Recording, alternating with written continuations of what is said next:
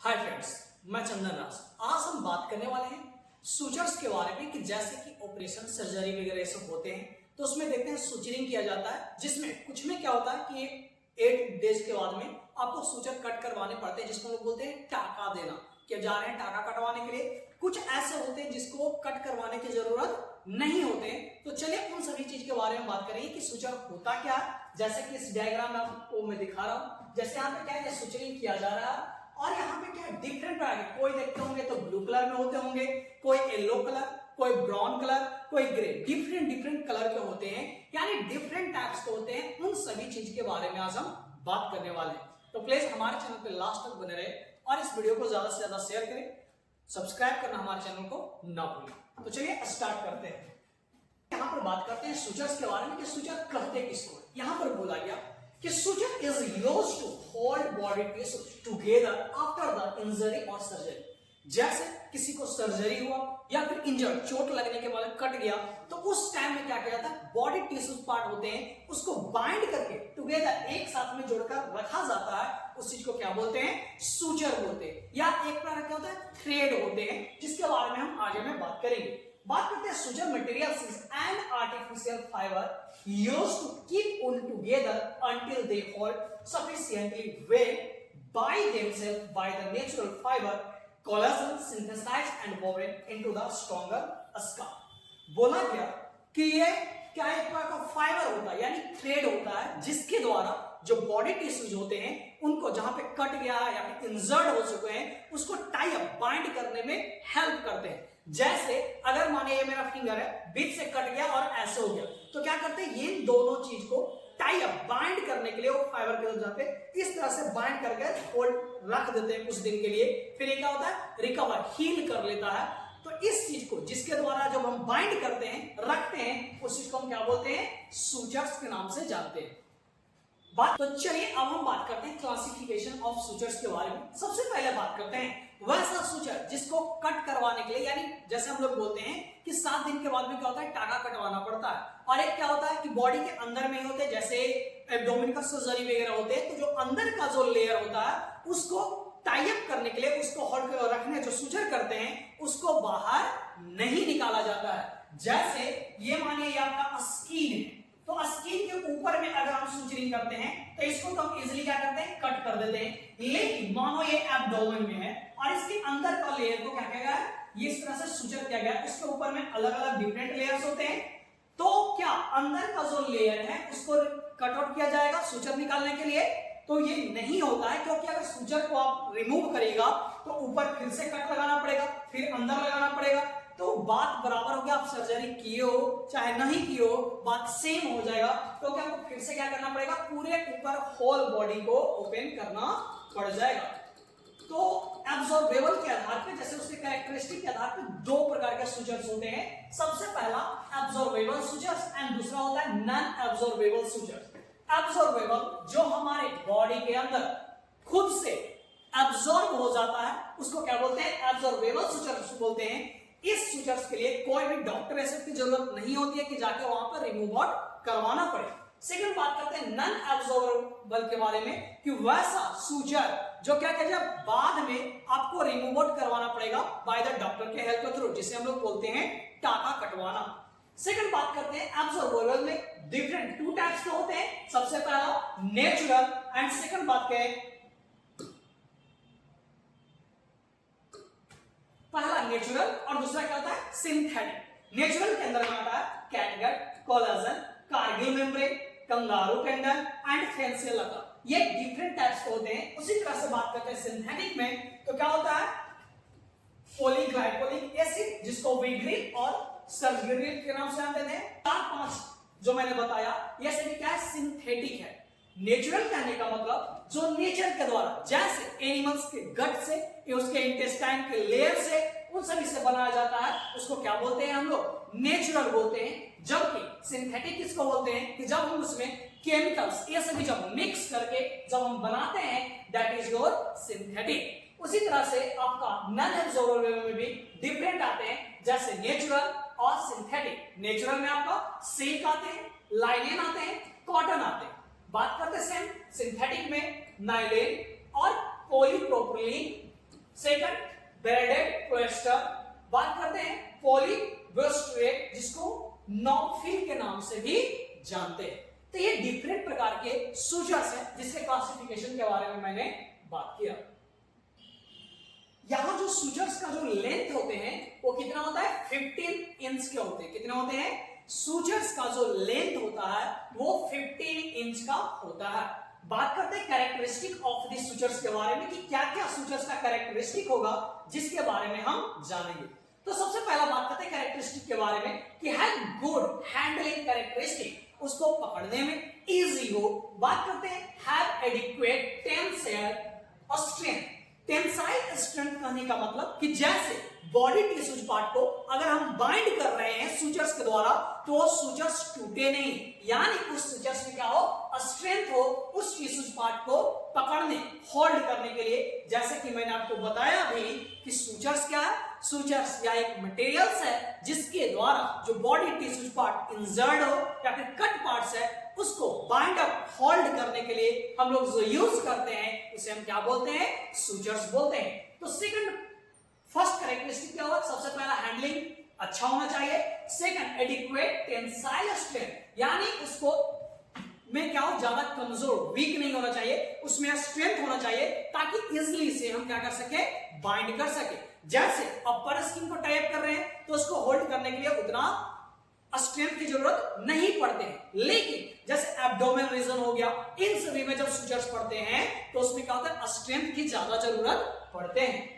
Next बात करते हैं not induce significant tissues reaction.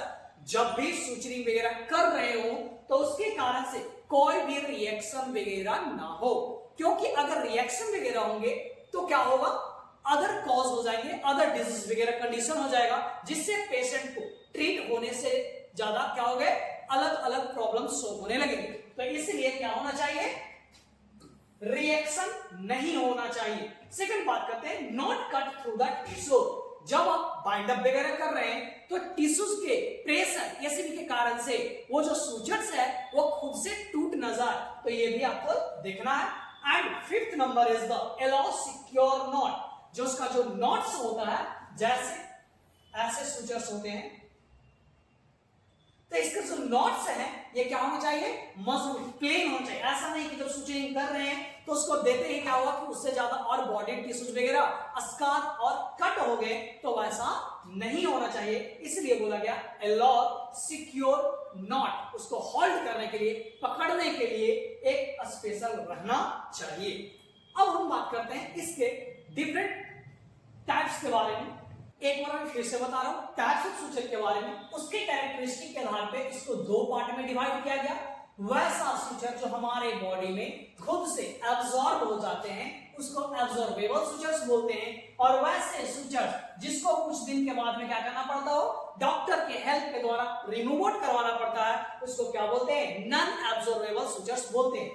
दोनों का दो टाइप्स है। सबसे पहला नेचुरल, दूसरा सिंथेटिक। जो नेचर्स के द्वारा जो फाउंड किया जाता है, मिलते हैं हमें नेचर्स के द्वारा, उसे क्या बोलते हैं? नेचुरल बोलते सूचर्स बोलते हैं। और जो लैब या फिर केमिकल से सबको मिक्स करके लैब में जब हम उसको प्रिपेयर करते हैं उस चीज को क्या बोलते हैं? सिंथेटिक बोलते हैं। तो चलिए इन सभी को एक एक करके हम बताएंगे।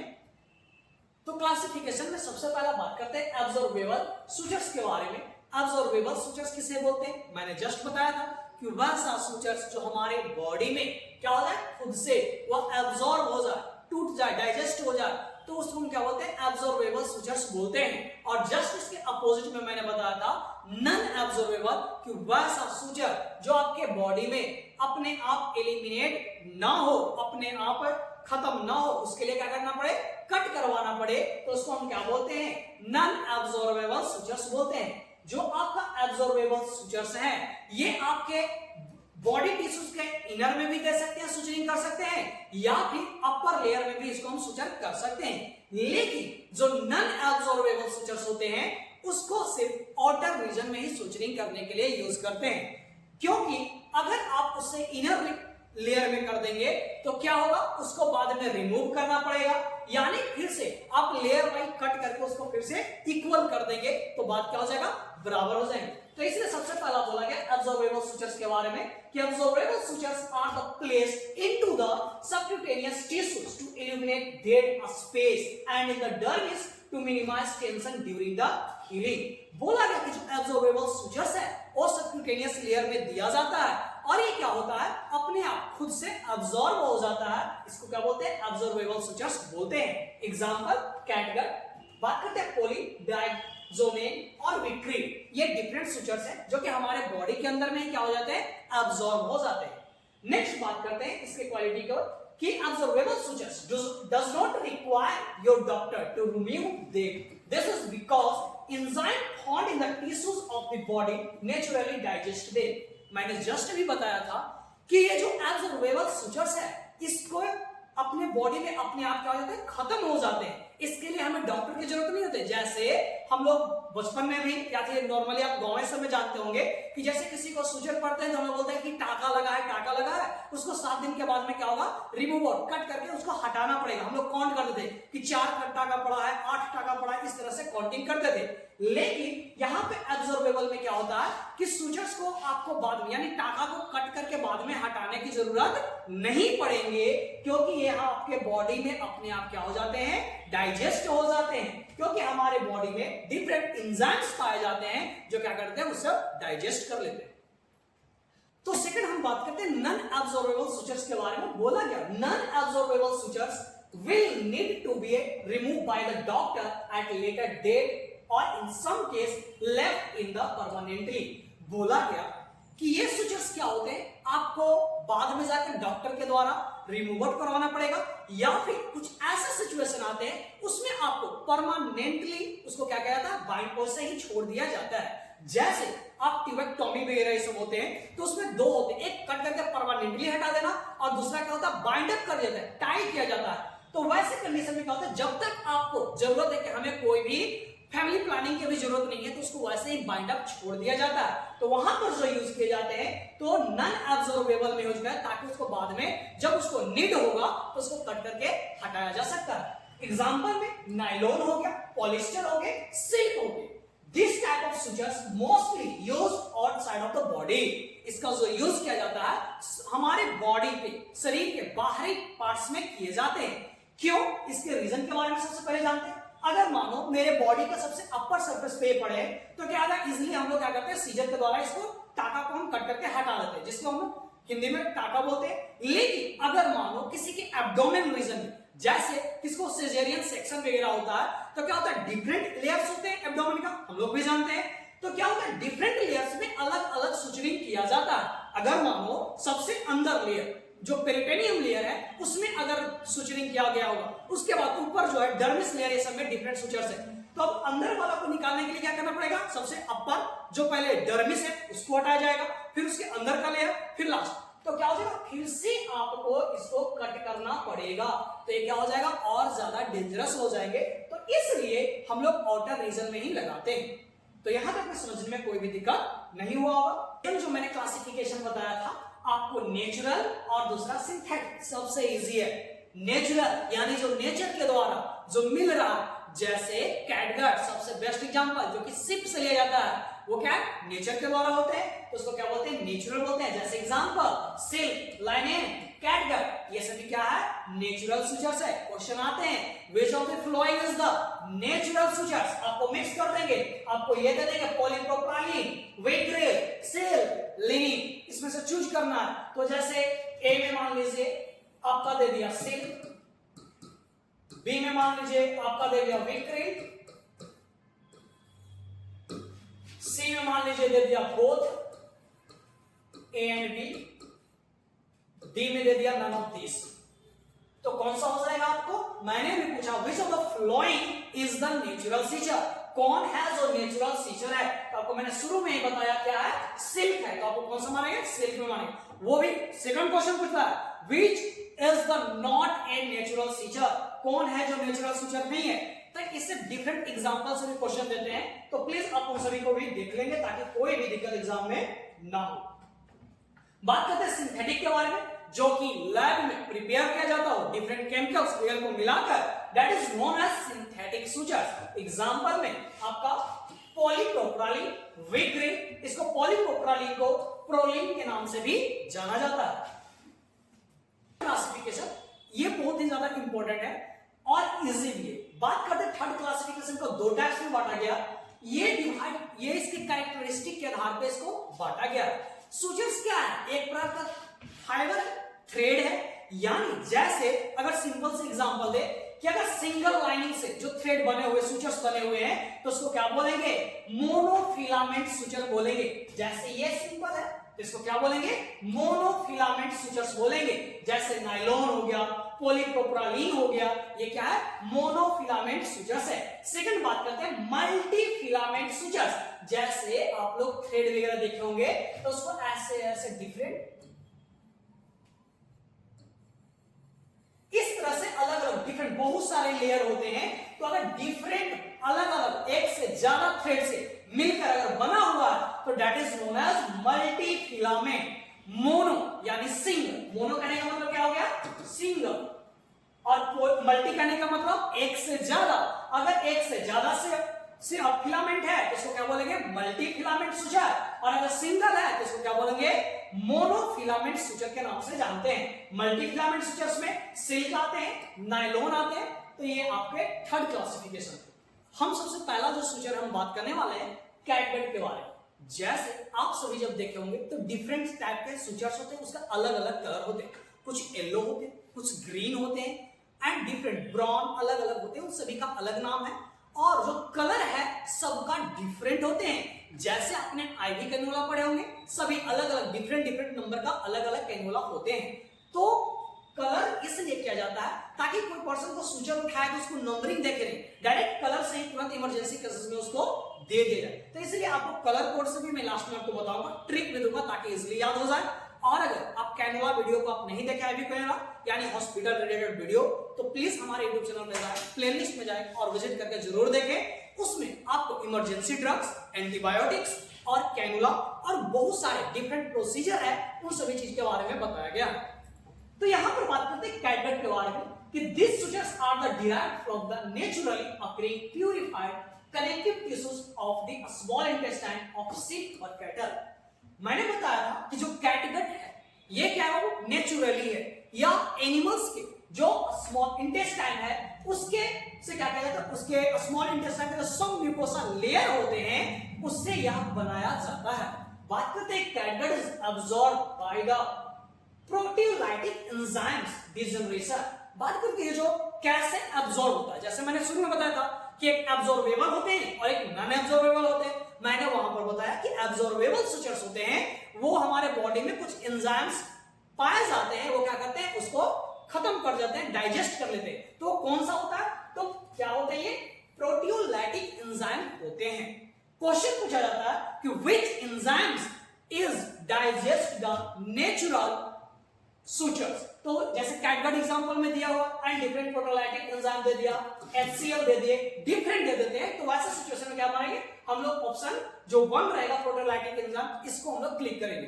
तो बात करते हैं कहां से रिलीज होता है, तो हमारे स्टोमिक रीजन और पैंक्रियास, इन दो जगह से ये रिलीज होते हैं एंजाइम्स, जो कि क्या करते हैं? जो एब्सॉर्बेबल सूचर्स है उसको डाइजेस्ट करने का काम करता है। बात करते हैं यहां पर डिफरेंट ग्राफ्ट के बारे में। जैसे सुचरिंग किया जाता है तो डिफरेंट ग्राफ्टिंग किए जाते हैं। जैसे एक खुद के शरीर से बॉडी टिश्यूज को हटाए, जनरली थाई रीजन से लिया जाता है, और फिर जहां पर आपको दिक्कत है वहां पे क्या सुचरिंग कर दिया जाता है। तो अगर आपके खुद के बॉडी से टिश्यूज को लेकर और जहां पे इंजर्ड पार्ट है वहां पे ही उसको लगाया गया है, तो वहां पर कोई भी इंफेक्शन रिएक्शन वगैरह के चांसेस नहीं होते हैं, क्योंकि क्या है? वो आपके बॉडी का ही पार्ट से है।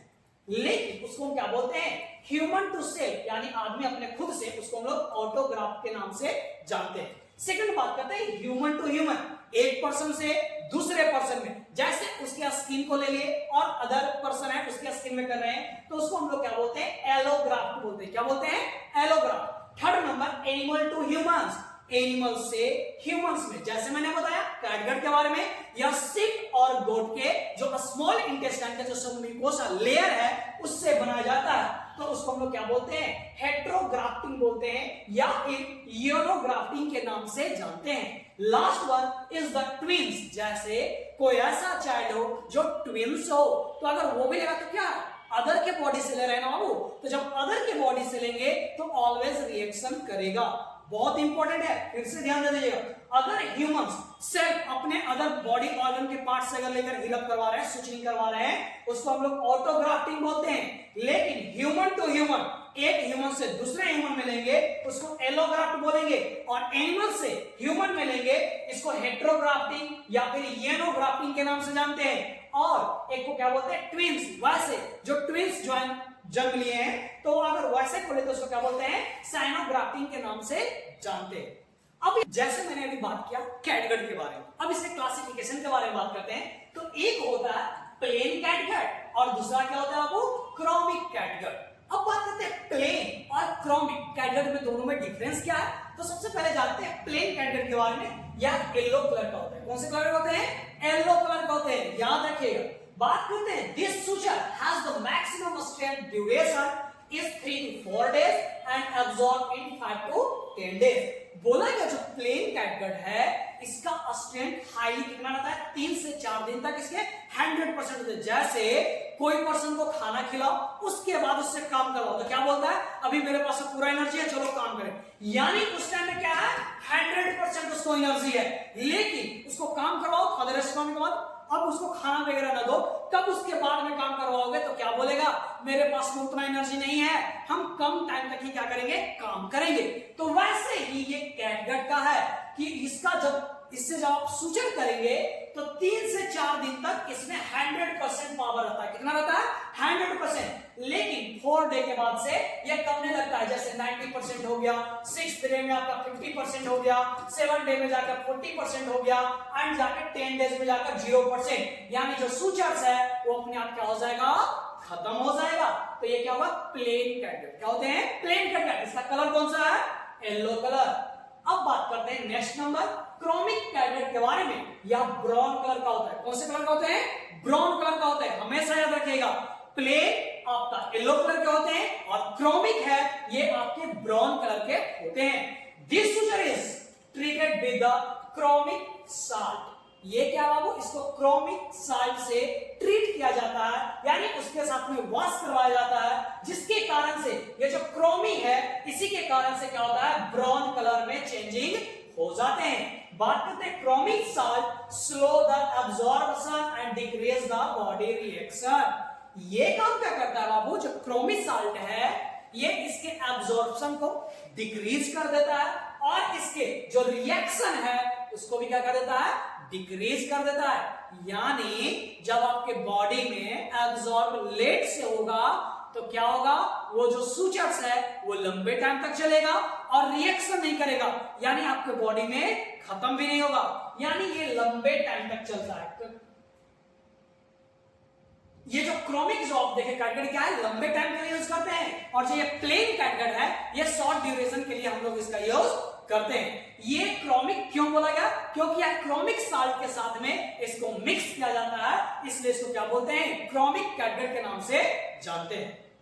इसका टाइम ड्यूरेशन रहता है कि क्या चीज का, ये क्रोमिक का, हाँ होता है, ये बढ़ गया। जैसे ये था कि आपका 5 से 10 दिन के बाद में अपने आप बॉडी में खत्म हो जाएगा, ये क्या है, क्रोमिक साल्ट के साथ में मिक्स किया हुआ, तो ये क्या करता है, हमारे बॉडी में एब्जॉर्प्शन कैपेसिटी को घटा देता है। अब क्या होगा, इसके जो थ्रेड है इसको ये एब्जॉर्ब ही नहीं करेगा, हमारा बॉडी जो टिश्यूज है वो रिएक्शन ही नहीं करेगा, तो इसका ब्रेकडाउन ही नहीं होगा, तो ये लंबे टाइम तक चलते हैं, कम से कम 1 साल तक ये रह जाते हैं। तो ये होता है। तो जैसे कि हम ये दोनों कैटगट को मैं दिखाने वाला हूं, प्लेन और क्रोमिक। जैसे ये प्लेन को मैंने क्या हुआ था, कौन से कलर का होते हैं, येलो कलर का, और ये कौन से कलर का होते हैं, आपके ब्राउन कलर का, जो कि आपको यहाँ पे दिखाया गया है, देखो लिखा हुआ है ना क्रोमिक कैटगट, तो ये होते हैं, और ये क्या है बाबू आपका प्लेन कैटगट। तो ये दोनों को पहचानने में कोई दिक्कत नहीं होना चाहिए। यहां पर बोला गया है कि जो chromic catgut has the maximum strength duration is 10 to 14 days and absorption in 120 days और मोर। मैंने जस्ट बताया था इसका रीजन कि ये इसका लॉन्ग टाइम क्यों हो गया। जैसे कैटगट का जो प्लेन देखे उसका कितना था 14 डेज, लेकिन यहां पे इसका क्या होगा 120 डेज से ज्यादा। तो रीजन क्या था कि जो क्रोमिक साल्ट है ये इसके एब्जॉर्प्शन और रिएक्शन दोनों क्या क्या करता है, डिक्रीज कर देता है। अगर रिएक्शन होगा ही नहीं तो कैटगट टूटेगा ही नहीं, और जब टूटेगा ही नहीं तो हमारे बॉडी में अब्सॉर्ब होगा ही नहीं, यानी क्या होगा, ये लंबे ड्यूरेशन तक चलेंगे। तो फ्रेंड्स आई होप आप सभी को यहां तक में कोई भी दिक्कत नहीं हुए होंगे, और आप सभी को अच्छा लगा तो इस वीडियो को ज्यादा से ज्यादा शेयर करो अपने दोस्तों के पास में, कमेंट करके जरूर बताएं कैसा लगा। सेकंड लेक्चर में डिफरेंट प्रकार के और सूचर्स हैं, उन सभी के बारे में भी बात करेंगे, और मैं ट्रिक बताऊंगा जिसके द्वारा डिफरेंट जो सूचर्स हैं उन सभी को आप याद कर लीजिएगा। और प्लेयर्स, आप हमारे प्लेयर्स में विजिट करें और डिफरेंट वीडियो है मेडिकल से रिलेटेड, उन सभी को जरूर देखें। Thank you so much.